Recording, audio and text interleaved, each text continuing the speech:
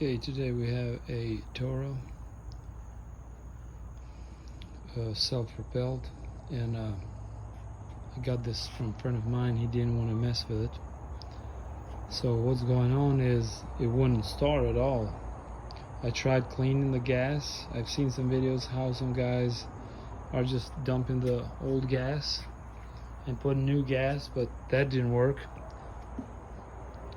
What I found out is this jet right here. I cleaned this really good with a thin wire, and while I had this out, I made sure to clean all these holes, even this one here, but mainly this was clogged, the main jet. Everything else looks okay. All the holes are open. I went ahead and cleaned these two as well, one on the left, one on the right. I made sure there was nothing in here, but yeah, this was the problem, that little bitty tiny hole there. What I do is I use one of these thin wires.